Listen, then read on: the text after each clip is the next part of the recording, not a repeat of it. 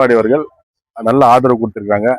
நீங்க இப்ப பீகார்ல கூட பாத்தீங்கன்னா அந்த இதுலதான் இன்னைக்கு என்டிஏ வந்து அமோகமா வெற்றி பெற்றிருக்குதுன்னா இந்த போலி ஓட்டல்ல நீக்குதுனாலதான். அது வந்து இப்ப தமிழ்நாடு நடக்க போகுது. அந்த நடக்கிற டைம்ல இன்னைக்கு இருக்கிற முதலமைச்சர் ஏன் தெரியல, ரொம்ப அதிர்றாரு, ரொம்ப பயப்படுறாரு. இந்த போலி ஓட்டல்ல நீக்கிறதுக்கு அவரு பயப்படுற, எதுக்கு நீ பயப்படுறாரு தெரியல. ஆனா அடுத்த தேர்தல் வந்து பீகார்ல எப்படி நடந்துச்சோ சேம் அது வந்து இங்க ரிப்பீட் ஆகிறதுக்கு 100% வாய்ப்பு இருக்குது. அதெல்லாம் எப்பவுமே வாய்ப்பு இல்லை.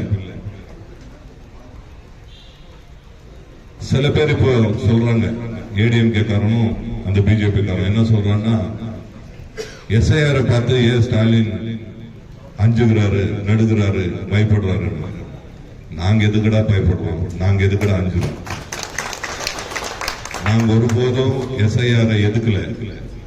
என்ன கேட்கிறோம்னா, நீ ஏன் கால அவகாசம் கொடுத்து பண்ணலன்றதா எங்களுடைய கேள்வி. நீ பீகார்ல கொண்டு வந்த அப்பே தமிழ்நாட்டில் கொண்டு வந்திருக்கலாம். இல்ல ஏற்கனவே 12 வருஷமா நீ என்ன பண்ணிட்டு இருந்த? பிரதமரை தானே இருக்க. 12 வருஷமா ஏன் 12 வருஷமா நீ எஸ்ஐஆர் கொண்டு வரல? ஒட்டுமொத்த இந்தியாவே இந்த எஸ்ஐஆர் கொண்டு வந்து பண்ணிருக்கலாம்.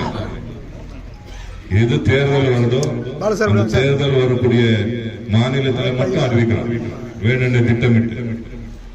இப்ப பீகார் அறிவிச்சு அதுல திருமணம் பண்ணலாம்னு பார்த்தாங்க.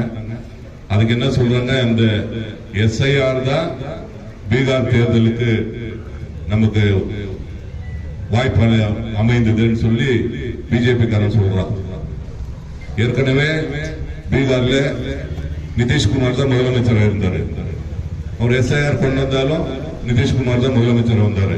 தமிழ்நாட்டில் நீங்க எஸ்ஐஆர் கொண்டு வந்தாலும் நாங்க தான் முதலமைச்சராக இருக்கிறோம், மீண்டும் நாங்க தான் முதலமைச்சராக இருக்கிறோம். அவன் சொன்ன